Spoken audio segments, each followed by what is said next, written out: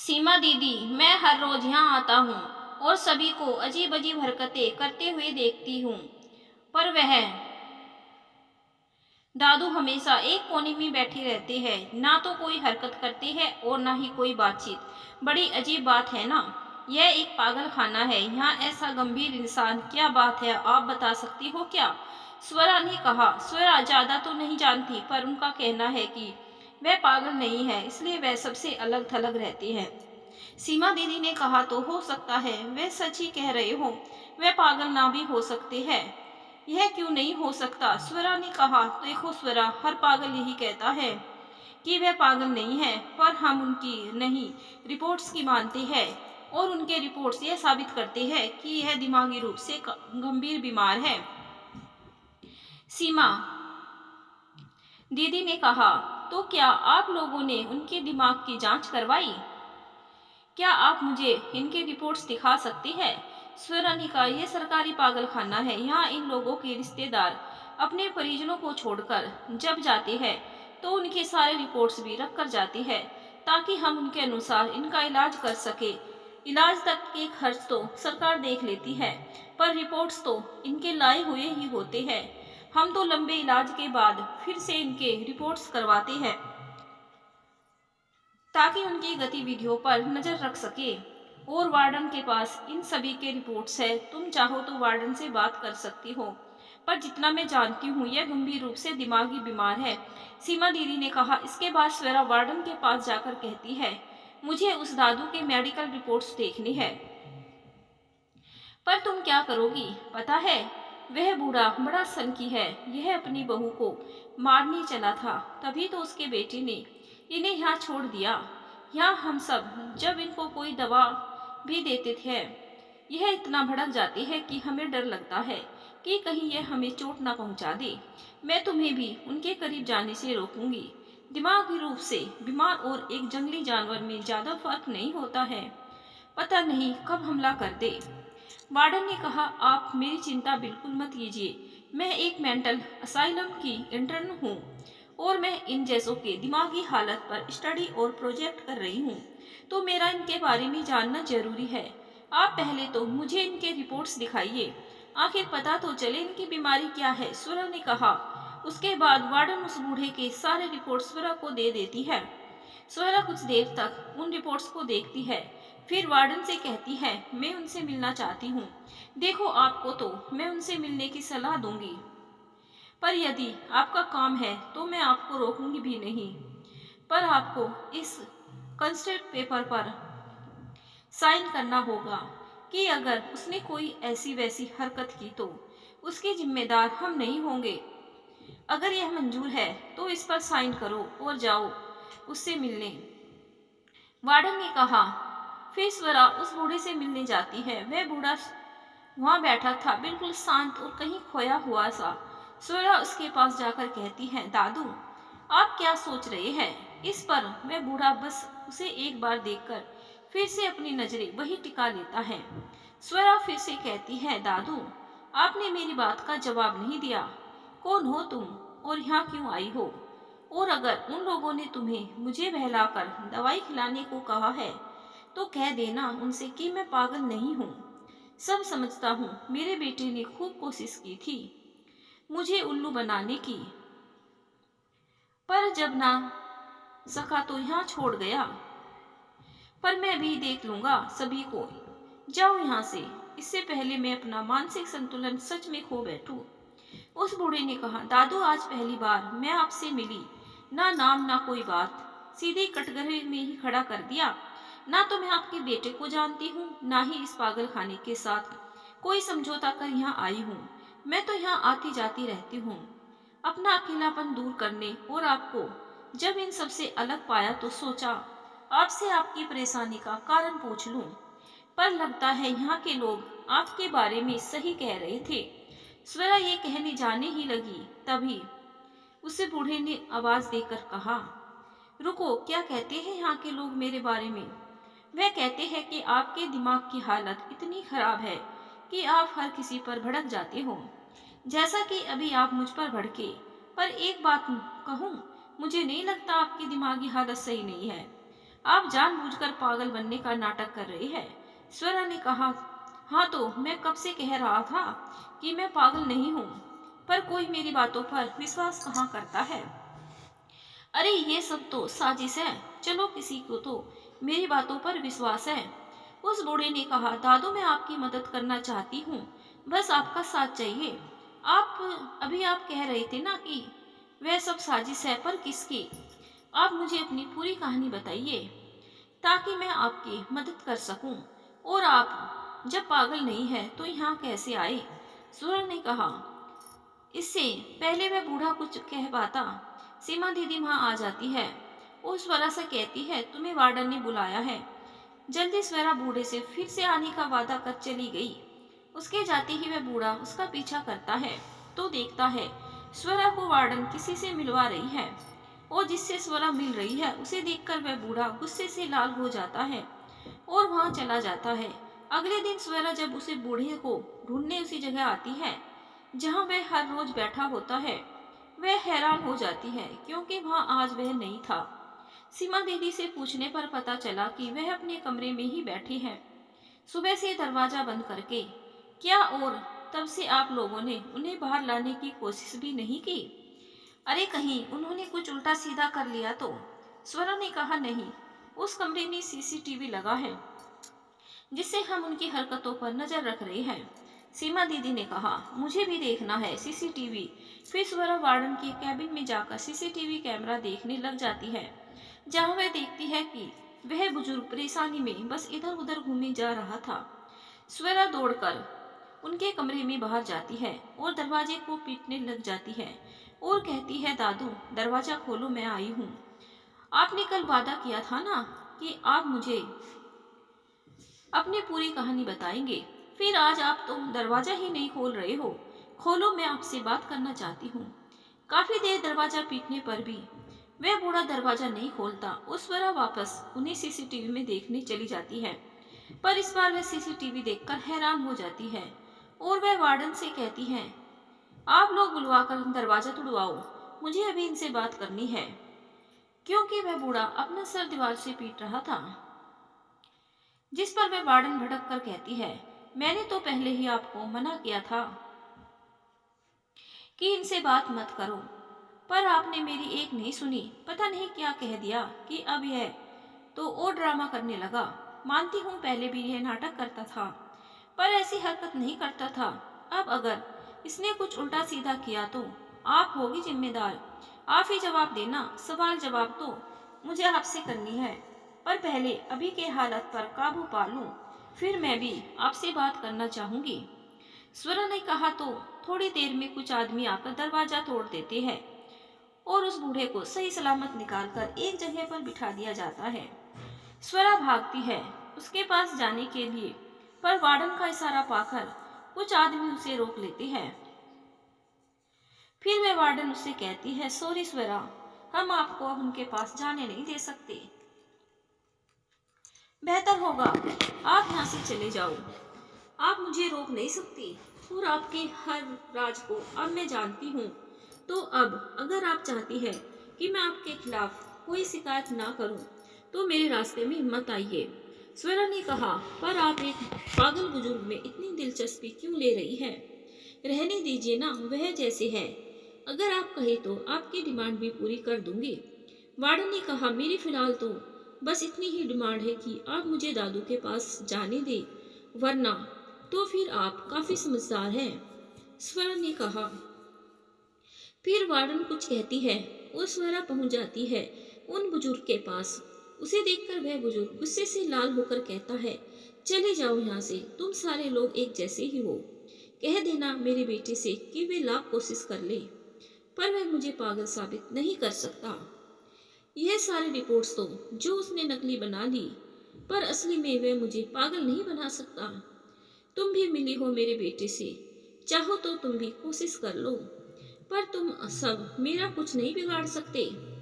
दादू आप मेरी बात का यकीन करो, आपके बेटे से कल मैं पहली बार मिली और तब मुझे वार्डन ने बताया कि वह आपका बेटा है और वह तो बस आपका ख्याल रखने को बोल रहा था। मैंने उससे आपकी हालत के बारे में जब पूछा तो उसने कहा कि आप पिछले 5 सालों से बीमार हो। बस इतनी ही बात हुई मेरी उससे। सच कह रही हूँ दादू, और एक राज की बात बताऊं, आपको शिकार बनाया गया है, मुझे यह पता चल गया है।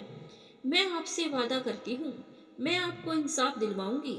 स्वर्ण ने कहा, मुझे इस दुनिया में किसी पर भी भरोसा नहीं, और तुम कह रही हो कि मैं तुम पर यकीन करूं, जबकि मैंने खुद तुम्हें कल मेरी बेटी से हाथ मिलाते हुए देखा। अरे जाओ जाओ, यह बात मैं अच्छे से समझ चुका हूँ कि हम बुजुर्गों के लिए इस दुनिया में कोई जगह नहीं है। हर कोई हमें बस इस्तेमाल की चीज ही समझता है। पर मैं भी लड़ूंगा और यह साबित कर दूंगा कि हम भी इंसान हैं, और जो अपनी जिद पर आए तो अच्छे अच्छों की खटिया खड़ी कर सकते हैं। उस बुजुर्ग ने कहा, सही कहा आपने दादू, फिर तो आपने कोई प्लान भी सोच रखा होगा अपने बेटे को सबक सिखाने के लिए, क्योंकि आपकी बातों से लग रहा है कि आपने जरूर कोई रास्ता निकाल लिया है। और वह क्या है यह मैं आपसे नहीं पूछूंगी, क्योंकि आपको मुझ पर भरोसा नहीं। पर मैं आपको इतना ही कहूंगी कि इस हौसले को यूं ही बनाए रखिएगा और मुझे हर कदम पर अपने साथ पाइएगा। सवेरा यह कहकर जाने ही लगी, तभी वह बुजुर्ग उसे रोककर कहने लगा, सुनो, तुम्हारा नाम क्या है? और सच में तुम मेरा साथ दोगी? देखो, मेरा भरोसा मत तोड़ना, अब मैं झेल नहीं पाऊंगा। मेरा नाम स्वरा है दादू, और शुक्रिया मुझ पर भरोसा करने के लिए। मैं आपसे वादा करती हूँ कि आपको निराश नहीं करूंगी। दादू, इससे पहले हम कोई भी काम शुरू करें, मुझे आपकी पूरी कहानी सुनाई होगी। आप मुझे अपनी पूरी कहानी बताइए। मुझे अब यह पता तो चल गया है कि आप पागल नहीं है, पर फिर भी आप यहाँ कैसे आए? और आपकी सारी रिपोर्ट जो आपको पागल साबित करते हैं, वह कहाँ से आई? स्वर्ण ने कहा। फिर वह बुजुर्ग यूँ बताना शुरू करता है, बेटा, मेरा नाम रवि शंकर प्रसाद है और मैं एक सरकारी कर्मचारी था। वेतन तो ठीक ठाक ही थी, पर फिर भी घर में तंगी रहती थी। वजह थी मेरी पत्नी के फिजूल के शौक। वह अपने लिए तो खर्च नहीं करती थी, पर उसे हमारे बेटे के लिए सब कुछ बहुत अच्छा करना होता था। चाहे बात हो अनुपम को शहर के सबसे महंगे स्कूल में पढ़ाना हो, या फिर उसके लिए महंगे कपड़े और खिलौने लेना, जिसकी वजह से मैं दिनों दिन कर्ज में डूबता चला जा रहा था। पर मैं परेशान उस बात से नहीं था। परेशान तो तब होने लगा जब शारदा अनुपम के नाजायज मांगे भी पूरी करने लगी। जब अनुपम ने 12वीं पास कर ली, उसकी इच्छा थी उसे महंगे कॉलेज जो कि शहर से दूर है वहाँ भेजूं, क्योंकि वह एक हाई क्लास स्कूल में पढ़ता था। तो वहाँ के सारे बच्चे आगे की पढ़ाई के लिए बाहर जा रहे थे, तो उसे भी जाना था। मैं पहले से ही कर्ज में परेशान था, और अब एक नया तमाशा, शारदा और अनुपम लग गए मुझे मनाने, जिस पर मैंने अपने गांव की पूरी जमीन जो मेरे बाबा दादा ने खरीद कर रखी थी उसे बेच दिया। सोचा बेटा कुछ अच्छा पढ़ लिख कर बन जाएगा तो यह जमीन वापस खरीद लूंगा। पर मेरी नियति ने मेरे लिए कुछ और ही सोच रखा था। मैंने जमीन बेचकर जैसे तैसे अनुपम की पढ़ाई का खर्च उठाया, और अनुपम एक अच्छी नौकरी भी हासिल कर लेता है, और यहीं से उसने और भी कई सारी चीज हासिल कर ली, जैसे घमंड, छल कपट और हिंसा। अब उसकी नौकरी लगी, उसके कुछ सालों बाद में रिटायर हो गया।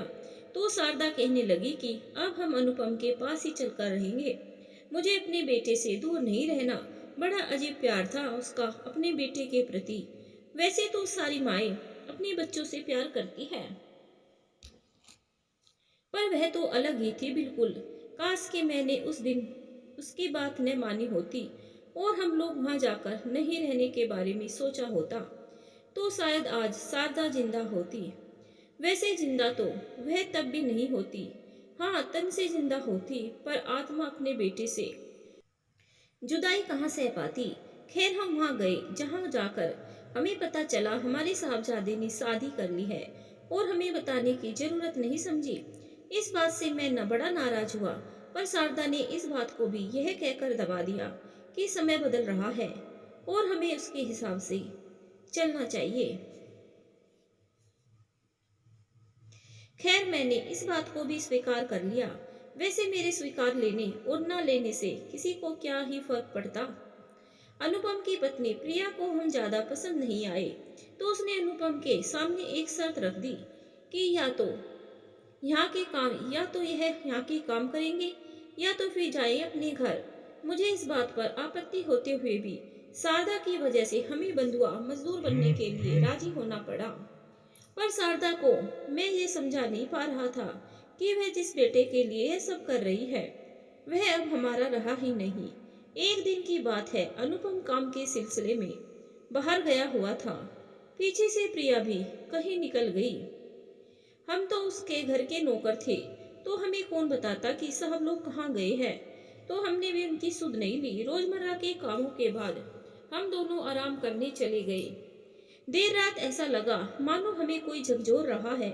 आंख खुली तो देखा प्रिया सामने खड़ी है और हमारी आंख खोलते ही कहने लगी, क्यों रे बुढ़िया, खाना नहीं बनाया क्या? आराम से सो रही है। तेरे बाप का घर है क्या जो खाया पिया और आराम किया? चल उठ, मेरे लिए खाना बना। पर बहू तुम तो सुबह से निकली हो, मुझे तो बताया भी नहीं कि कब लौटोगी। ऐसे में खाना बनाकर बर्बाद ही होता, इसलिए नहीं बनाया, शारदा ने कहा। ओहो, तो अब कहा जाओ, तुमसे पूछकर जाना होगा। सुनो, नौकर हो उसी की तरह रहो। मालिक कहाँ और कब जा रहा है इसे तुम्हें क्या मतलब? और पैसे हमारे है, हम इसे रखें या बर्बाद करें, तुम्हें क्या? तुम अपने काम से काम रखो, समझी? वरना वह हाल करूंगी कि जिंदगी भर याद रखोगी। प्रिया ने कहा। प्रिया का ऐसा व्यवहार देखकर मुझे भी गुस्सा आ गया और मैंने उससे कहा कि यह किस तरीके से बात कर रही हो तुम अपनी सास से? क्या ऐसे ही तुम्हारे संस्कार है? चलो शारदा, अब हम यहाँ एक पल भी नहीं रहेंगे। अगर अब भी तुमने अनुपम के साथ रहने की जिद की तो तुम मुझे हमेशा के लिए खो दोगी। शारदा और कुछ नहीं कह पाई और हम वापस अपने घर आ गए। उस वक्त अनुपम भी घर पर नहीं था, पर मेरा गुस्सा इतना बढ़ चुका था कि मुझे अब किसी का इंतजार नहीं करना था। मुझे लगा मेरे आने के पर सब ठीक हो जाएगा, पर घर पर आकर सब कुछ बिगड़ने लगा। जैसा कि मैंने पहले बताया था कि शारदा अपने बेटे से ज्यादा जुड़ी हुई थी। यूं अचानक सब छोड़कर आने से उसे काफी धक्का लगा और उधर अनुपम को भी प्रिया ने यह कहकर भड़काया कि मैंने उसे मारने की कोशिश की, इसलिए उसने हमें घर से निकाल दिया। फिर अनुपम ने भी हमसे संपर्क करने की कोशिश नहीं की। इस बात से और परेशान शारदा अंदर ही अंदर घुटती रही, जिसे मैं समझ तो रहा था पर कर कुछ नहीं पा रहा था। वह खाना पीना छोड़ बस हर वक्त अनुपम को याद कर रही थी। मैं विवश होकर अनुपम को कॉल करके आने को कहता हूँ, पर अनुपम नहीं आता है और इधर शारदा दुनिया से विदा हो जाती है।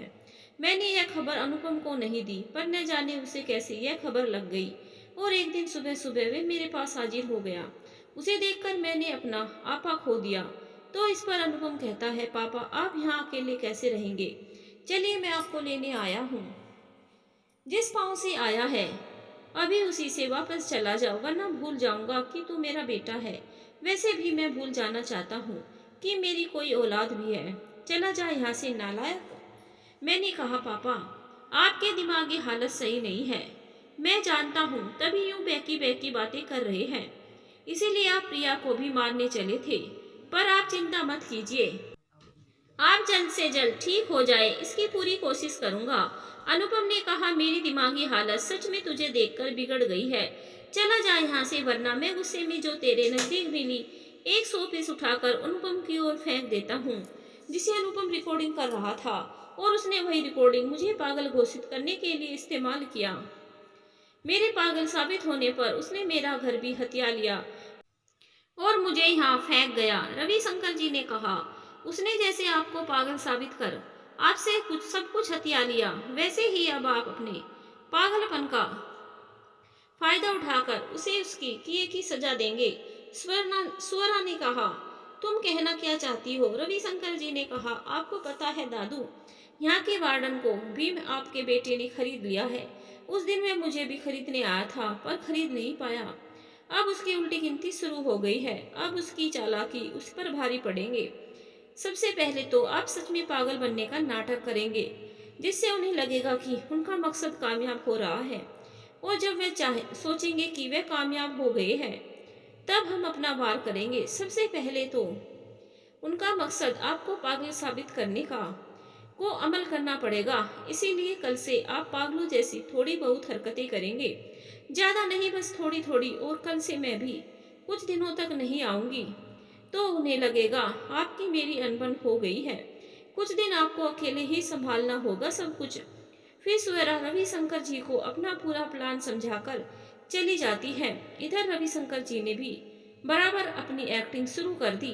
वार्डन ने अनुपम को इसकी खबर दी, तो जिस पर अनुपम खुश होकर वहां जाकर वार्डन से कहता है, और तुम लोगों ने अच्छा काम किया, अब इनके लिए पागलों वाला ट्रीटमेंट शुरू कर दो। धीरे धीरे ऐसा कर दो यह किसी को पहचानने के लायक ना रहे। बहुत घमंड है ना इनको, इनकी यश मुझे सबक सिखाएंगे। अब ऐसा हाल कर दूंगा कि मरने के लिए भी मेरे आगे गिड़गिड़ाना पड़ेगा। अनुपम के ये सब रविशंकर जी के सामने ही वार्डन से कह रहा होता है। अगले दिन रविशंकर जी ने मिलने स्वेरा आती है, जिसे देख वार्डन फिर से अनुपम को फोन कर बुला लेती है। अनुपम आते ही स्वेरा से कहता है, तुम फिर से पापा से मिलने आ गई, जाओ यहाँ से वरना पुलिस बुलानी पड़ेगी। हाँ हाँ बुलानी तो पड़ेगी, और यह काम मैंने ही कर दी है। वह देखो आ गई पुलिस, स्वेरा ने कहा। पुलिस को देखकर अनुपम उससे कहता है, सर अच्छा हुआ आप लोग यहाँ आ गए। यह लड़की पता नहीं किस इरादे से मेरे पापा के इर्द गिर्द घूमती रहती है, जबकि मेरे पापा यह सब कुछ समझने के लायक ही नहीं है। तब तक पीछे से वार्डन कहती है, हाँ उनकी दिमागी हालत ठीक नहीं है, पर यह लड़की ना जाने हर दूसरे दिन क्यों चली आती है। दिमागी रूप से बीमार ना तो मैं पहले था और ना अब हूँ। यह तुम लोगों की पोल खोलने के लिए पागल बने का नाटक कर रहा था, और यह मेरे नाटक को सच समझकर तुम अपना पोल खोलते भी रह गए। यह लो मेरा बेटा इनकी रिकॉर्डिंग। वही शंकर जी ने कहा। यह सब सुनकर वार्डन और अनुपम के पसीने छूटने लगे, पर अब इस रिकॉर्डिंग को वे छुटलाए भी तो कैसे। नतीजा वार्डन और अनुपम के एक दूसरे पर इल्जाम थोपने लगे। फिर पुलिस उनको पकड़कर ले जाती है। इधर रविशंकर जी स्वेरा से कहते हैं, बेटा सच में तुमने मेरे भरोसे की लाज रख ली, बहुत बहुत शुक्रिया बेटा। दादू याद है बचपन में आपने मुझे कुत्तों के झुंड से बचाने के लिए खुद उन कुत्तों से लड़ने लगे। आपने अपने बारे में एक बार भी नहीं सोचा, तो आज मेरी बारी थी समाज के कुत्तों के झुंड से आपको बचाने की, तो मैंने भी वही किया। स्वेरा ने कहा, क्या तो तुम रमेश की पोती स्वेरा हो, मेरे बचपन के दोस्त की पोती। रविशंकर जी ने कहा, हाँ तो मैं बड़ी हो गई हूँ, इसलिए आपने मुझे नहीं पहचाना, पर मैंने आपको एक पल में ही पहचान लिया था। मेरे दादू तो अब नहीं रहे, पर अब यह दादू के साथ ही मैं हमेशा रहूंगी। स्वेरा ने कहा, पर तुमने यह बात मुझे पहले क्यों नहीं बताई। रविशंकर जी ने कहा, दादू अगर मैं पहले आपको यह बात बताती, क्या पता आप उस बात पर भरोसा करते भी या नहीं, क्योंकि आप पहले ही दुनिया पर से भरोसा खो चुके थे, इसीलिए मैंने पहले नहीं बताया। स्वेरा ने कहा। यह सुनकर रविशंकर जी की आंखों में आंसू आ गए, जिसे पहुंचते हुए स्वेरा उसके सीने से लग जाती है।